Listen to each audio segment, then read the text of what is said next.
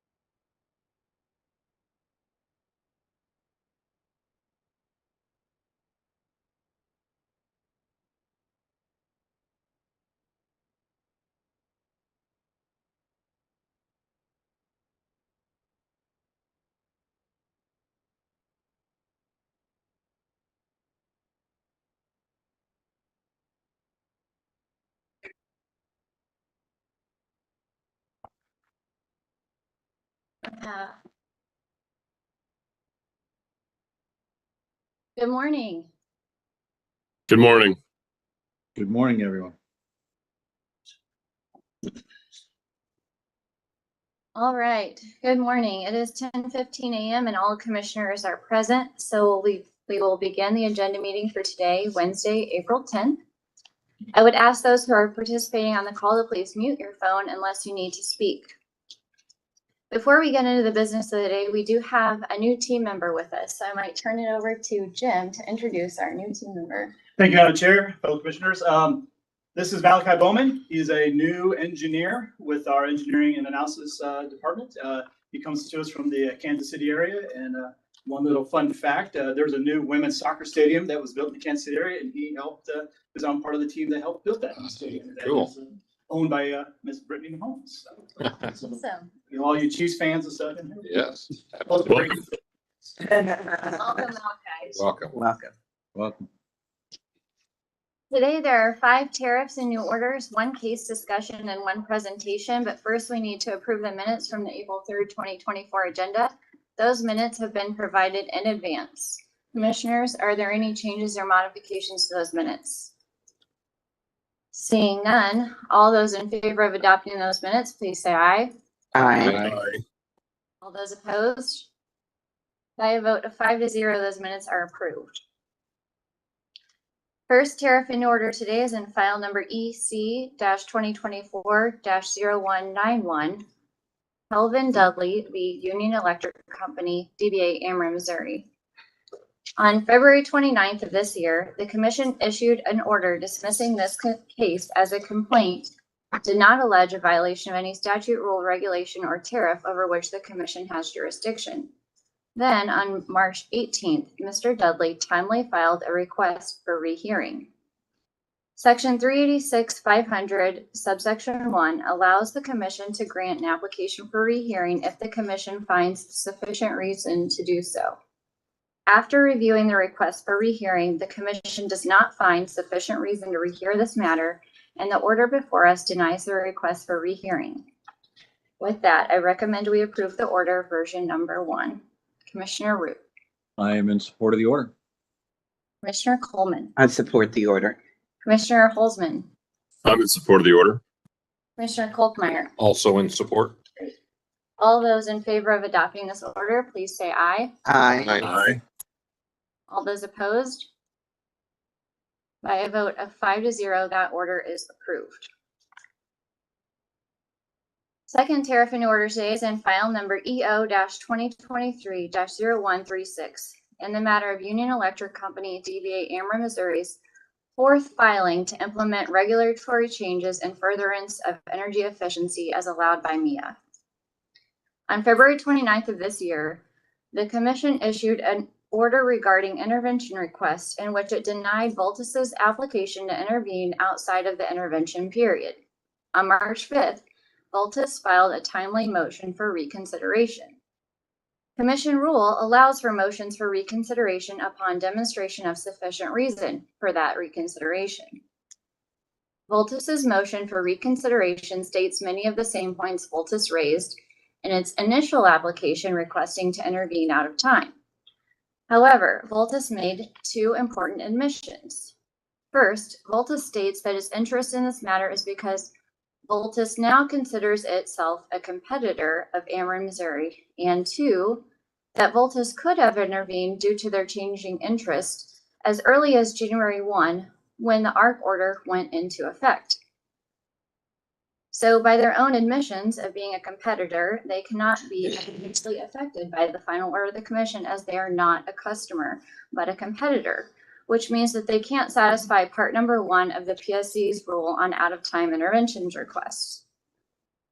I noted that Voltus' application to intervene out of time was filed months after the intervention deadline. Even if I accept Voltus' argument that the original intervention deadline is no longer relevant, they do not explain why it took 24 days to file an intervention request. Voltus notes that 23 days after they considered their interest to change in the case, which was January 1, where they become Ameren's competitor, cannot be considered egregious. To be clear, I'm not sure it is egregious, which is Voltus's words, but it is exactly double the amount of time the original interveners were given, which is not fair to the other parties. So in this way, I do not find that allowing this request satisfies part number 2, the public interest aspect of the PSC rule on outer time intervention request. Voltus also highlighted the many modifications and delays for the commission to adopt a procedural schedule with regard to this proceeding, also as grounds for intervention. I also view this through a different lens, one that the company has been working with the interveners, those that did file on time, to find agreement on that schedule, and that agreement has now been reached. For all these same reasons, I do not think there is sufficient reason to grant Voltus's intervention request for reconsideration. Therefore, the order before us denies the request for reconsideration. With that, I recommend we approve the order version number 1. Commissioner Roop. Thank you, Madam Chair. Yeah, I was on the opposite side of this back on end of February when we dealt with this, so I will not be in support of this order. Thank you. Commissioner Coleman. Madam Chair, I will be opposing the order. Thank you. Commissioner Holzman. Thank you, Madam Chair. I'm going to be in support of the order. I would encourage Voltus to continue to stay engaged and be a future intervener on future cases. I do think that they will have value on this topic matter, but for the reasons you stated, I'm in support of the order. And Commissioner Kolkmeyer. And I support the order. Great. All those in favor of approving this order, please say aye. Aye. All those opposed? Nay. No. By a vote of 3 to 2, that order is approved. Third order, tariff and new order today is in file number GO-2022-0327 in the matter of Spire, Missouri, DBA Spire's application for approval of a revised cost allocation manual, or CAM. Today, we are being asked to approve an unopposed, full and unanimous stipulation and agreement that resolves all issues among the parties relating to Spire's proposed CAM. Producing a CAM that sets out how a utility will operate in compliance with the Commission's affiliate transactions rules is complex. Developing one that is supported by the utility, OPC, industrial customers, and staff is a major undertaking. This process began in June of 2018 when the Commission established a working group to assist in the drafting of a revised CAM for Spire.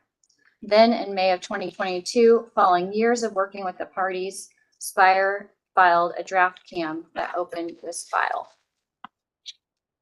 Not all interested parties, including public counsel, supported that draft CAM, so more meetings and work began. Almost 2 years later, on March 22nd of this year, Spire staff, OPC, and industrial parties filed the agreement in draft CAM before the Commission today and recommended it be approved. That said, having reviewed the stipulation in terms of the CAM, I believe they comply with the Commission's affiliate transaction rules, and I support the order before us approving them. With that, I recommend we approve the order version number 2. Commissioner Roop. I am supporting this order. Commissioner Coleman. I support the order. Commissioner Holzman. I'm in support of the order. Commissioner Kolkmeyer. Also in support.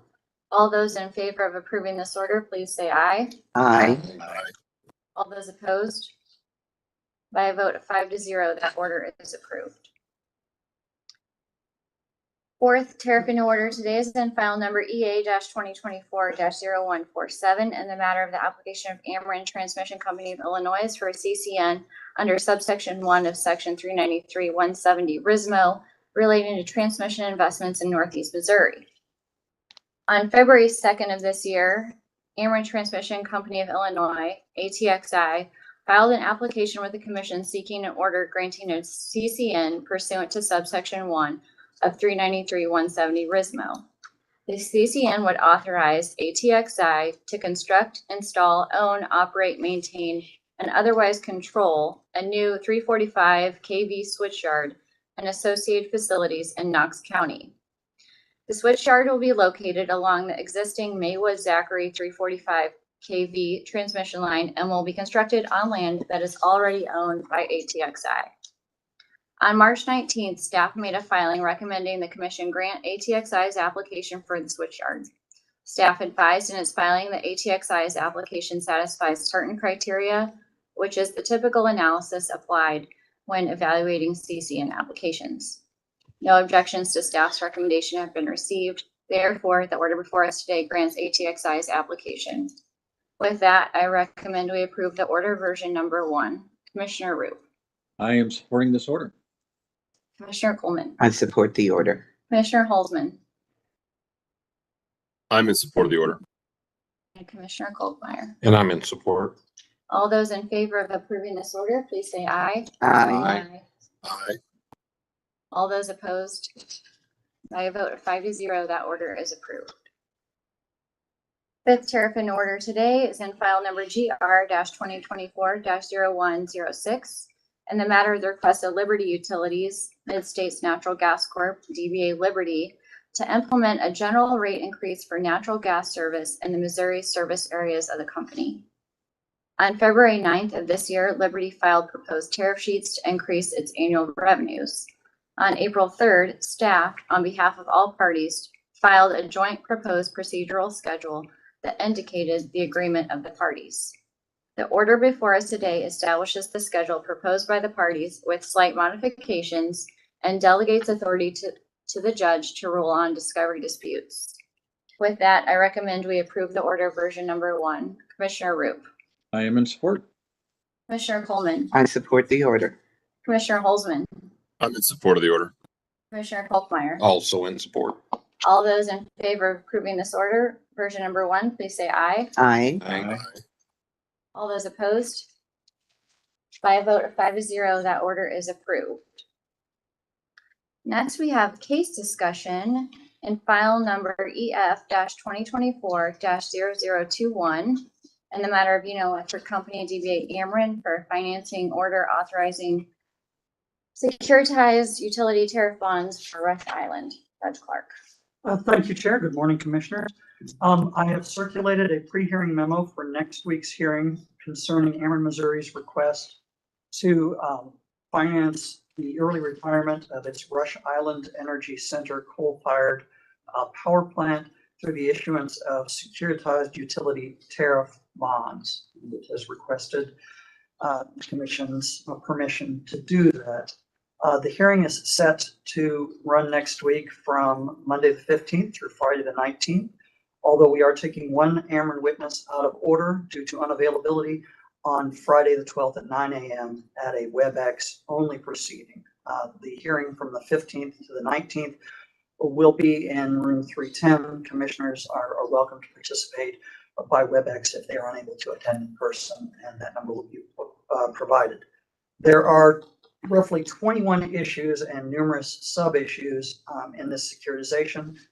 The memorandum goes over those issues and provides the party's position on each issues with some explanation of why in some of those instances. I did receive one out-of-time position statement due to a glitch with our EFIS system that prevents certain geographic areas from which we receive cyber attacks from filing timely. And so I will update that memo this afternoon and circulate it before the end of the day. I believe that only affects one issue, which issue 16, which is the allocation to the classes of the securitized utility tariff charge. And I'm available to answer any questions. Which witness is appearing on Friday and what issues is their testimony relevant to? That is Jeffrey Homestead, if I'm saying that right. And he is primarily going to be talking about the prudence of some of Ameren's decisions to retire the facility. Pretty significant issue to start with on Friday. Yeah. So actually about the prudence discussion. I read the memo. I'm just trying to understand the current status of the litigation. So can you provide, I know that I've read what's been settled, but is there continuing litigation about, mitigating effects for pollution or any other litigation that's still ongoing relating to Rush Island? There is, if I remember correctly, and this is running off my memory, if I remember right, Ameren, Missouri was to submit to the district court on the 14th, a statement basically of its proposal for, as you said, mitigation or remedies in this instance. And I believe there was a hearing held on the 28th. I'm not aware of any order being issued out of that yet in regard to those remedy proposals. So there are things that are ongoing. I don't know beyond that what there is. One other question. Is Mr. Homestead the person, would you recommend, if there are questions on prudence and the scrubber study, to ask Mr. Homestead or Mr. Burke? I would think that you could discuss, depending on whether you're discussing the legal aspects or the actual factual aspects of the clothing. I would say Burke's Homestead and possibly Landsberg might be good for those questions. Thank you. Other questions for the judge? Thank you very much. Thank you. Seeing none. Before we go on in the presentation, I'm going to run through scheduling. So for scheduling upcoming on Friday, April 12th to Friday, April 19th, we have the evidentiary case hearing in the case just mentioned in the case discussion in room 310 at 9 a.m. with Judge Clark. Also, next Thursday, we will have agenda at 12 noon to accommodate the hearing in the Rush Island case. The following week, Wednesday, April 24th, and Thursday, April 25th, there's an evidentiary hearing in case WC-2023-0353, PSD staff versus Leon Travis Blevins, Misty Mountain Waterworks in room 310 at 9 a.m. with Judge Clark. Also that same week, we'll have agenda Wednesday, April 24th at 12 noon to accommodate the hearing. Following week, Thursday, May 2nd, we'll have agenda also at 12 noon. Tuesday, May 7th and Sunday, 10th, we have an evidentiary hearing in case GR-2022-0136 in the matter of Spire, Missouri, PGA tariff filing in room 310 at 9 a.m. with Judge Sire. And last, Thursday, May 9th, we have an agenda at 12 noon, and we will have the agenda at 12 to accommodate the hearing that day. The last item we have on the agenda is a presentation. Madam Chair. Oh, yes, sorry. Before we move on to that, I just want to take 1 minute. And as you know, I've just returned from a NARUC International Relations peer review opportunity to work with the Cambodian EAC and the EDC, which is their utility, to review their net metering policies and their rooftop solar policies. And I just wanted to thank the hosts for having me and the other volunteers, and we'll also thank everybody on our staff, my staff, Christy and Lori, and everyone else who contributed to the presentations that were given. All of the information provided by the other utilities that we requested. I want to thank them and just say that it was an incredible learning experience for me. And I hope that I provided them a little bit of understanding of how we do things here in Missouri, and hope that they're able to incorporate that into their goal of 70% renewable clean energy by 2030. They're currently at 52%. They have to grow 18% in 6 years. And I hope that our participation allows them to achieve those goals so that they can have a more reliable and clean energy network for the future. So just wanted to take a moment and thank everybody who made that possible, NARUC, Bailey Obrock, and everybody who was a part of the trip. So thank you. Of course. I'm glad to hear it was a positive experience and the jet lag was worth it. Well, that has yet to be seen, but yes, so far so good. So we'll have our presentation from Confluence Rivers on customer experience. And then after that, we will just go ahead and adjourn. So with that, I might ask Confluence Rivers to come forward for the presentation.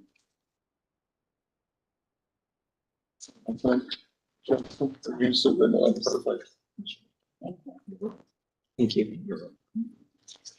Thank you.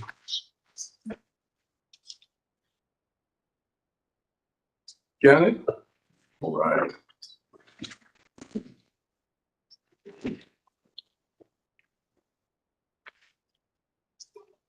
So maybe, are you on the slide deck there? Oh, you get a clicker for me. Wow, high tech. Thank you so much, ma'am. In this direction, Which direction? toward the computers over here. All right, let's see if I can get it. This Boom. Okay, maybe down a little. The aiming thing. Very good. We're learning you're better at running water systems. Correct. For you. Madam Chair. All right. So you can click it for me, ma'am. Perfect. You want to go to the next one? So, commissioners, I appreciate the opportunity to present to you today. We're just going to give a brief overview, kind of where we're at, across the country, and then really talk about customer service, what we're here to do, and what we're doing across the company. So, just, a refresher, Central States Water Resources. I'm here today as the president. I've got Chelsea Carter, who's my director of customer experience, and Aaron Silas is over communications in our call center, who I'll be presenting today. Here, Confluence Rivers is our Missouri subsidiary of Central States Water Resources. Central States Water Resources, our mission is to bring safe, reliable, and environmentally responsible water resources to every community in the U.S. Every community piece is key. We'll kind of talk about that, but where we're at today, we're 11 states. So you can see your state map right there. As of the recent Corex and Southwest merger, forming Nexus Water, we're now the 10th largest investor-owned water and wastewater utility in the U.S., serving about 300,000 customers in 11 states, about 29,000 customers here in the state of Missouri. So to date, we've taken 300 systems from non-compliance to compliance across our national footprint. We believe that's more than any other entity since the passage of the Clean Water Act. So we're really proud of that kind of track record. Go to the next page. And really just remind everyone that what we're solving for is extreme fragmentation in the water industry. So think there's 70,000 plus water and wastewater utilities in the US, less than 16 in England, just to give you an idea how bad it is. Of the huge 70,000, only 426 of those systems serve over 100,000 connections. So the majority of the systems are small or very small. There's more violations, 90,000 violations, Clean Water Act on an annual basis. So more violations than our systems. So really kind of 1 in 4 Americans are serviced by a system that's either untested or failing. So it really is a big issue. And you have all heard, we've got, more increasing stringent limits coming down the pipe with PFAS, things like that. And then climate variability, resiliency is something we're really focused on. Here in Missouri, I'm glad to say that we really haven't had any PFAS. We've done voluntary testing on our water systems, and we haven't had any PFAS hits. So it's good for us. We're groundwater, and it turns out the areas we're at, we're not facing that. So you want to go to the next page. It's easy to talk about, kind of water infrastructure across the country, but here it is in Missouri. There are, 4,500 community-based water systems across the state. Of those, more than half of those have experienced some form of non-compliance in the last 3 years. So this is an issue that's kind of near and dear here to, my home state of Missouri. And on the wastewater side, about 71% of all the wastewater systems in the state have experienced some type of non-compliance in the last 3 years. Is it okay if I just ask? Absolutely, please ask me. Okay, so the first bullet says how many have experienced non-compliance in the last 3 years. How many are currently in non-compliance? I understand that's your business model, but I'm just trying to get an understanding. I don't know that number, but I would say rule of thumb was we kind of look around the state, it's probably 700, something like that. Have some, and when I say current, first 3 months, within 3 months. Okay. A lot of those are chronic, non-compliance is really, it's going to problem children who are always in that state. Yeah. So there we go. That's Missouri. If you go to the next slide, just give you a picture of footprint where we're at across the state. So we're obviously dispersed across the entire state. We're continuing to, focus on these small distress systems that we're buying, right? All right. So let's talk about how we're doing, how we serve customers. Chelsea? Let me ask a question. Yes, ma'am. Back to the map. What county is this down at the very bottom, right on the border of Arkansas? You're stumping me. Okay. I don't know the answer to that, Commissioner. I apologize. Okay. My Missouri geography is not. None of us around here represented that part of the state. So I was just wondering if that was Tandy, or I don't think it's McDonald's. So just I can find it on the map. Yeah, we can find it and get back as a follow-up for sure. It's no big deal. There are 114 counties in the state of Missouri. Yeah, there are a lot. And I will pull it up on the map and find out what it is. Thank you. All right. Well, good morning. We have a team of about 89 or so folks that serve all 300,000 of our customers, with 29,000 of them being here in Missouri. But for us, it's not just the pipes, it's really the people, the human beings, the families, and the businesses that we serve. We believe that we do have a responsibility to help each and every one of them understand the services we provided, why we provided, and how they are impacted. Our promise totally begins with being reliable and safe 365 days a year. On the next page, some of our metrics. So in Q1 of this year, half of our 5,700, almost 5,800 customers who have called our call center have chosen to self-serve. So we're putting a lot of effort into processes and tools where our customers can help themselves. And we're continuing to refine and add so that self-service really becomes paramount and they have an option if they want to be able to do so. If not, we still have agents available. In the most recent week of data, customers who chose to take our survey gave us 100% on how their interactions went with our customer service representatives. And this is something we do every week. We have a customer service metric every Monday at the start of the meeting, how we're doing on call center, what are our customers saying to us. It's something we're reviewing weekly, actually. Do you have like hold time, handle time? We do. Yeah. How do you, what are your trends and how do you think you generally compare to other utilities hold times? I think across the industry, 5 minutes average handle time is where you kind of see things, and we're at or exceed that on a weekly basis. You mean below? Yeah, below. Okay. Yeah. Exceed the expectation. I'm sorry. Exceed the expectation, not the number. Just real quick, I have the Q1 data right in front of me. Our average hold time is 8 seconds. Our abandonment rate is 0.52%. So really, really good metrics from Q1 for us. Great. Yep. I'll say this from past hearings that we had, public hearings, that was the customer service was one of the big dings you all received was in customer service. So I'm glad to see that you all turned that around. Awesome. Thank you so much. Okay.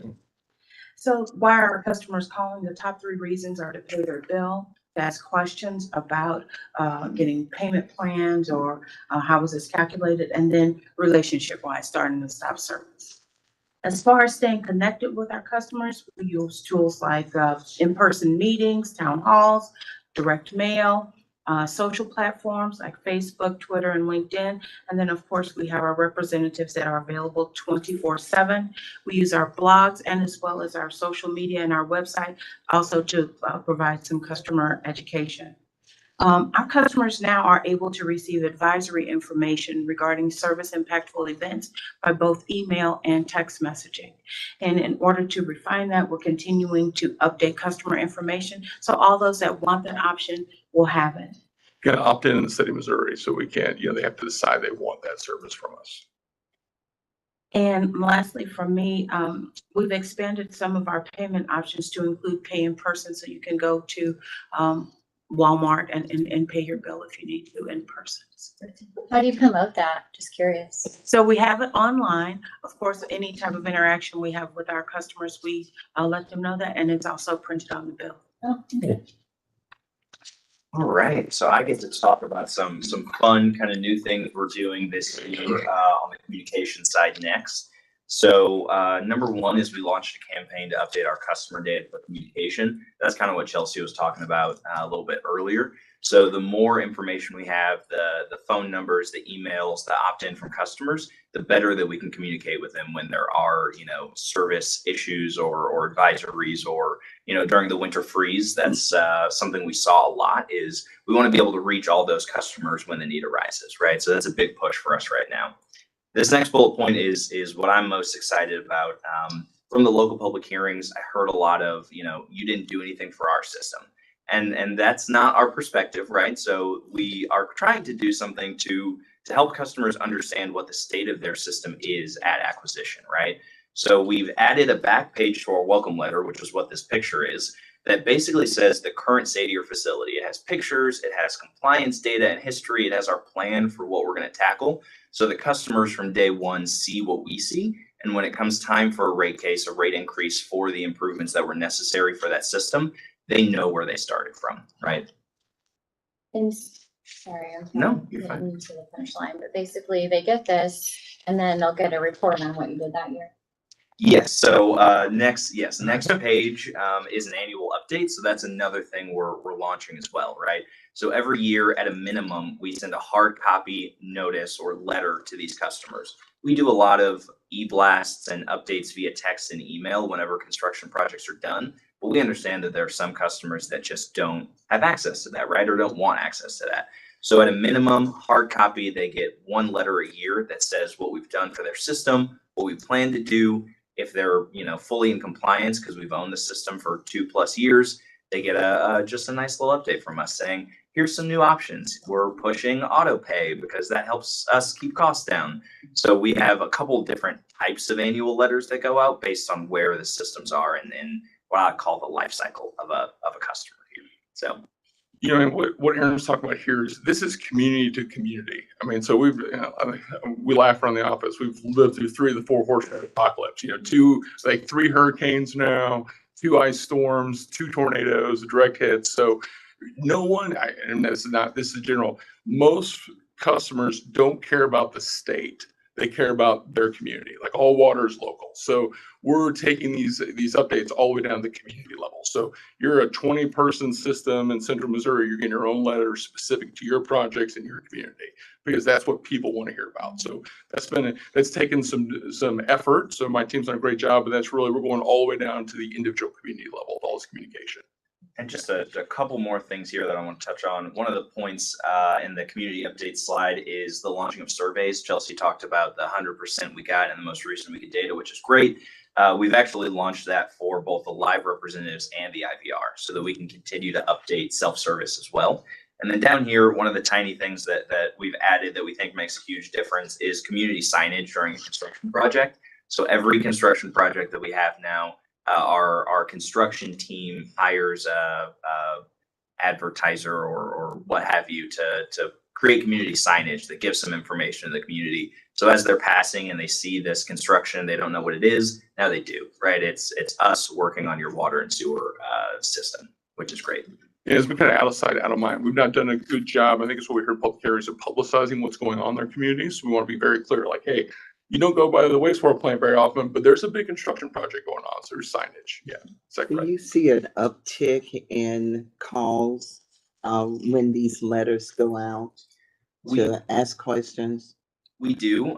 So when the welcome letters first go out, obviously we try and stay away from super inflammatory language, but some of these pictures are scary, right? So what we do is we work with our call center representatives. We give them the welcome letters well in advance, let them ask us their questions, because they're not, engineers or operators on that side too. So they have a pretty good understanding of what customers are going to ask, right? So we do see a little bump in calls right when the welcome letter's sent out, but it dies down pretty quickly. Okay.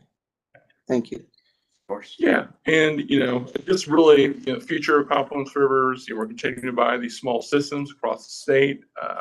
We put over close to $30 million in infrastructure across the state over the last it's past 10 years now that I've been in front of this commission. So it's pretty awesome. And then we just recently submitted our first annual capital improvement plan for the next 5 years. So about $25 million of additional investment that we're planning to make in infrastructure. And really, what that matters because our main commitment to our customers is like, hey, we're going to provide safe and reliable service that's compliant, and we're continuing to do that, and we're excited about the future.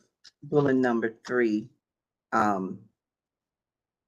reinvest over 25 million in the next 5 years. You mean specifically Missouri? Yes, Missouri. Okay. That's correct. I know this is the report from Missouri, but No, that's Missouri. It's a much bigger number across the country. I would hope so. Yeah. Just double checking. Yeah, absolutely.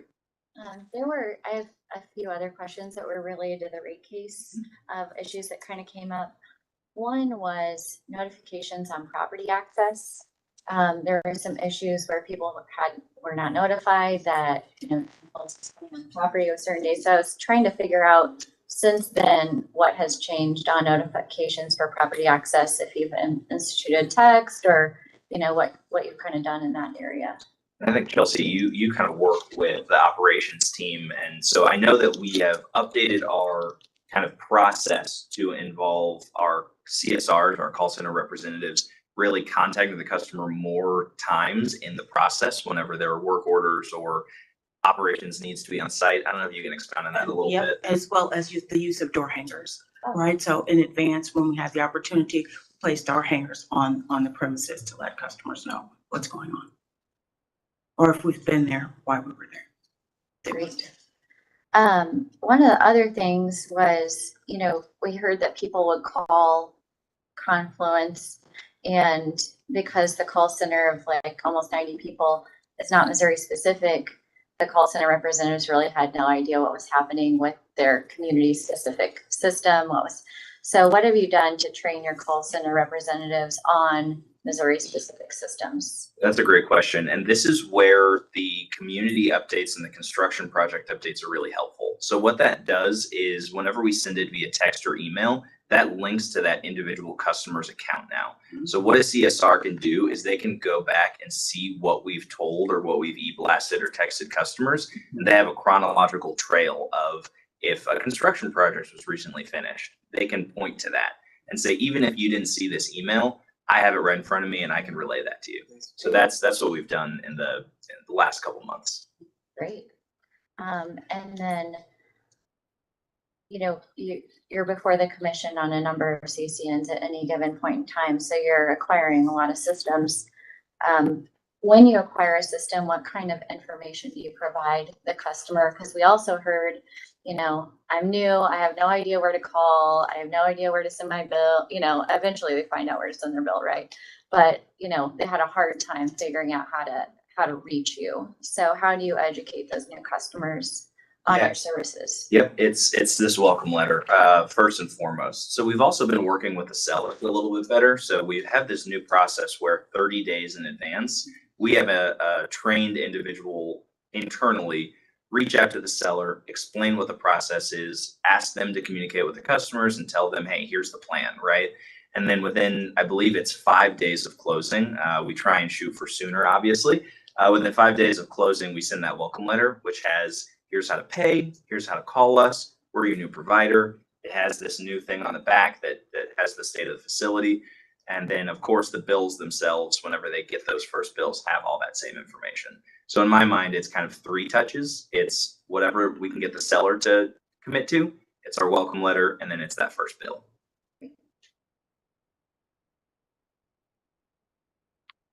Other questions, comments?